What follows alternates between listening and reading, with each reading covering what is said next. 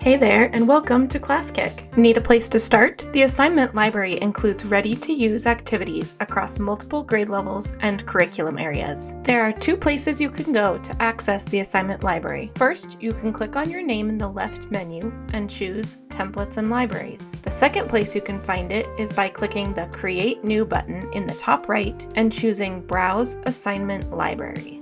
If you're part of a pro team, school, or district plan, you'll have access to an organization library. Every Classkick teacher also has access to the public assignment library, which includes more than 500 ready-to-use assignments across a wide range of grade levels and subject areas.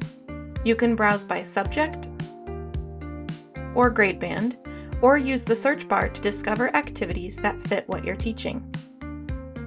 You can even search for Common Core standard codes, as all approved assignments in the library include those in their description. Before you use an assignment, you can preview it to see the content. All of these assignments include a mix of instructions, questions, images, and opportunities for students to show their thinking. When you find something you'd like to use, copy it directly into your account with a single click. Then make it your own. Update directions, add content, remove pages, or customize the assignment for your students. You don't have to start from scratch every time.